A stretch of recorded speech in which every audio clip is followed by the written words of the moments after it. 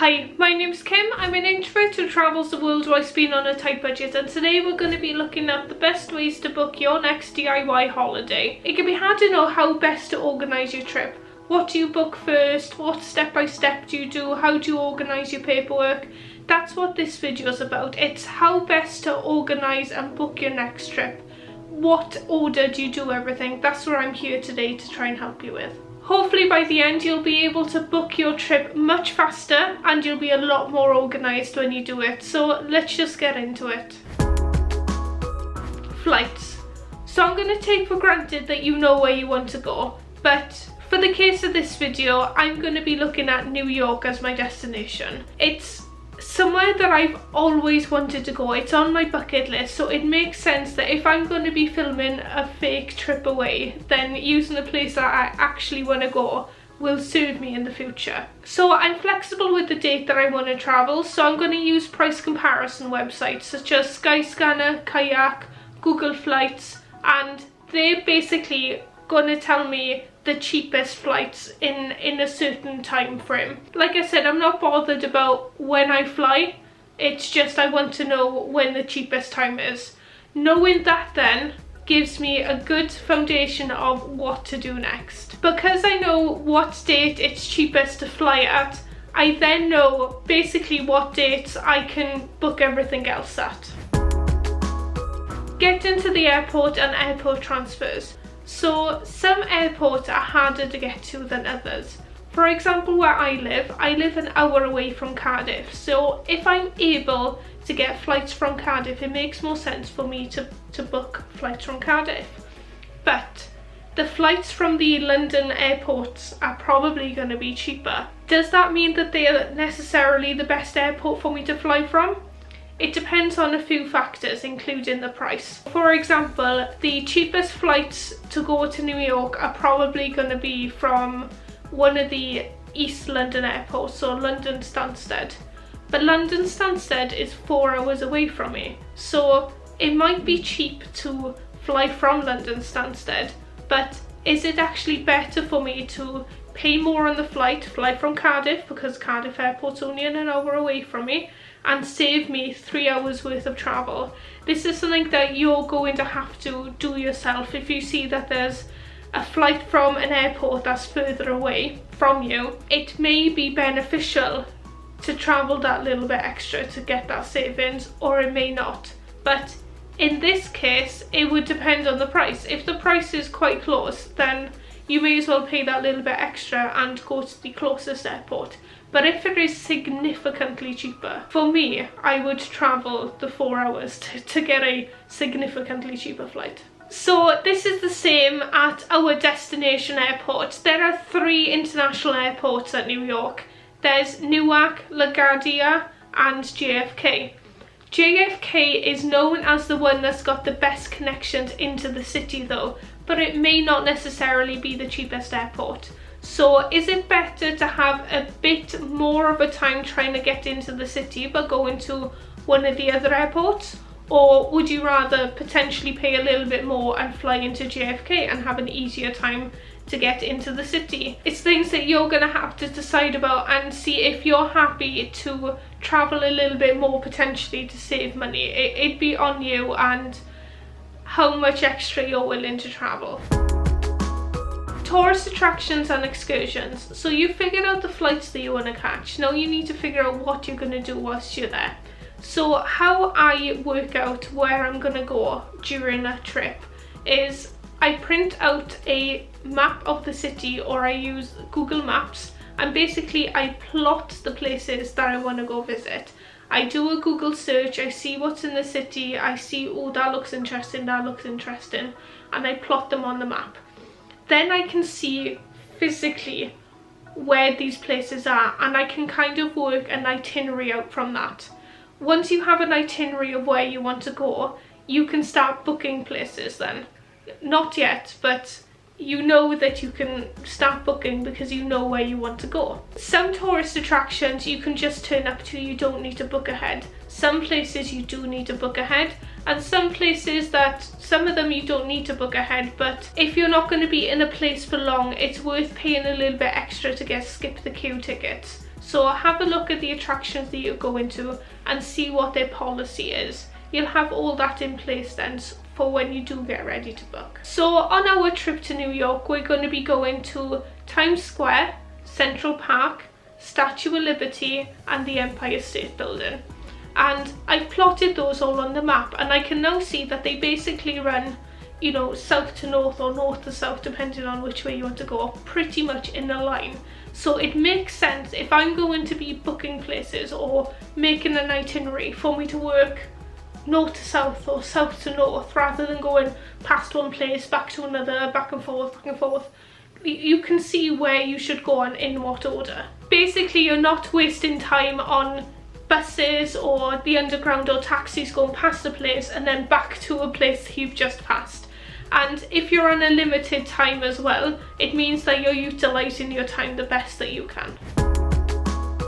Accommodation. Now that we have a map with our excursions plotted out on the map, we know roughly where we should be staying. It needs to either be in the area of all the excursions or somewhere that is easy to travel into. So in our case in New York, a lot of the places are in Manhattan, Upper Manhattan or Lower Manhattan, but we know that we should ideally be staying in the Manhattan area or in an area that it's easy enough to get transport into Manhattan. It means that we're not searching for accommodation all across the city, kind of like a scatter search. We know roughly now where we want to stay. We don't necessarily have to stay in Manhattan or the area of all the attractions. It just means that we know roughly, if we can afford it, that would be the ideal place to stay. And we can kind of work out from that then, knowing that that's Manhattan is the start area that we want to look at. And because we've already looked for our flights and we've looked to see when the cheapest dates to travel are, we know when we want to travel. We have the dates already, so it's not like we're just searching for dates in the sky. We know where we want to go. We know when our flights are. Booking your trip. So when you're doing your research, you look at the attractions before you look at the accommodation. But when you're booking, you do it the other way around. You book your accommodation before your attractions. So this is the order that I would book things in. I would book your flights, then the accommodation, then the transfers, and then the excursions. And then your travel insurance. Book your travel insurance on the same day that you're booking everything else. This is the most important thing I could probably ever say. Book your travel insurance the same day that you do travel. Just book your travel insurance. I say it quite often in my videos, but don't be one of those people that books their travel insurance or buys their travel insurance the day before they leave to go on holiday, because literally anything can happen between you booking your travel and you going on your travel. What happens if you need to cancel your travel? You have no insurance in place. Buy your travel insurance the same day that you book your trip. So you've got all of these tabs open on your desktop and you just go through them and you book them all. It'll take you 10 minutes top to book everything. Then print all of your paperwork out straight away. Don't wait, just get it printed and you can start organising your paperwork. No point waiting for another day, just get it all done at once. Organising your paperwork. This is the best way that I know how to organise my paperwork. So as soon as I've booked everything, I print out all the paperwork. I then have, there's one or two types of file that I use. So the file that I use most often is the ones with the Polly Pockets inside. So I go through all of my paperwork and I put everything in its own Polly Pocket in the order that I'm going to be using it. So first of all, I'd be looking at car parking or my bus tickets or transfers, however I'm getting to the airport. Then I'd be putting my flight information in. I'd then be having my accommodation information in. I would then have all the attractions that I'm going to see in Polly Pockets after that, in date order of when I'm going to go visit them. Then I'm going to have my return flights and then any other sort of stuff that I need. If you've booked transfers when you get to the city, you'll have that paperwork slotted in when you need it. So literally when anybody asks you for paperwork, you just go, yeah, you go there straight away. It's all organised in a file. Don't put everything just like laid in like an envelope or like scrunched in your backpack. Don't do that. Organise it. You will thank yourself so much later. Another way that I organise my paperwork is if you're sort of more of the I'm gonna throw everything into an envelope type, use something like this. So this is a sort of a Ziploc envelope, and don't just throw all your paperwork in it. Organise it, but use little paper as like tabs so that you can use that as the organisation tool. So you know that a load under that tab is your flights, and a load under that tab is your return flights or whatever, but it's all organised in tabs. So you just grab the tab, pull it out, and that's all your paperwork in that tab. When I say tabs, what I usually do is I cut up bits of scrap paper, write what the thing that I've organised in the file is, and fold it over the paperwork. Let me go get you a piece of paper so I can kind of show you a little bit better. So I've got a load of scrap paper here, and what I'm going to do is use this piece of paper as my tabs. So normally I'd use scissors, but my scissors are downstairs and I am upstairs. Who has time to walk all the way downstairs? Okay, so I've got my bits of paper. I fold them in half. So one of these tabs is going to be accommodation. And another tab is going to be outward flights. Obviously every step of your journey will have its own tab. You won't just have 2 tabs, you'll have like multiple. So I take my paperwork that I've already printed off and I go, right, these 2 pieces of paper are my outward flights and the rest is the accommodation. I get the paperwork, I slip the tab over it. I get the paperwork, I slip the tab over it. I need my outward flights before I need my accommodation paperwork. So I've organised all that so that they're in order, and then those tabs go in the Ziploc bag, which I closed, in the Ziploc bag,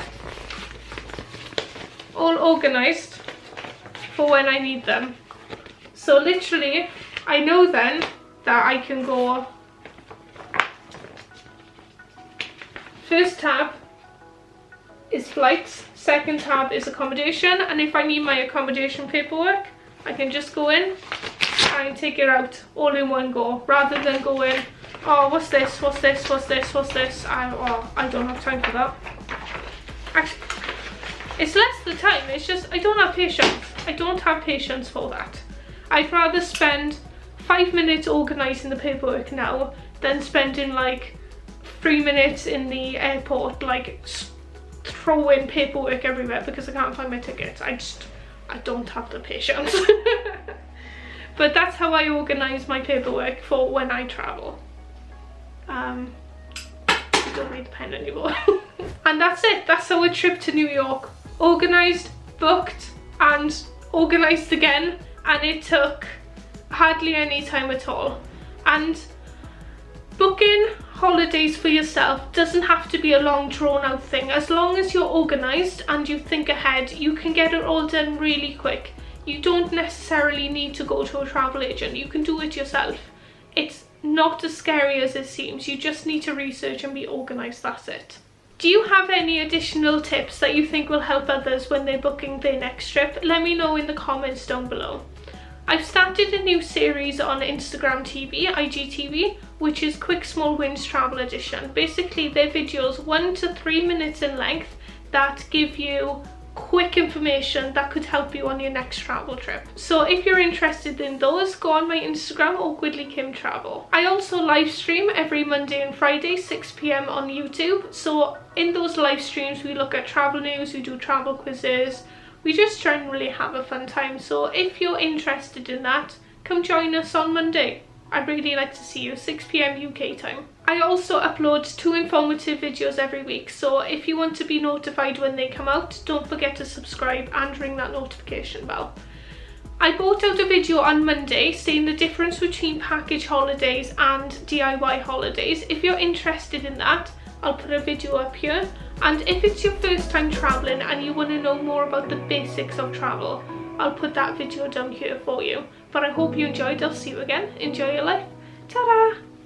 When I went to go pick up the paper for the scrap part, I've had like I've had a note stuck to my foot for like 10 minutes.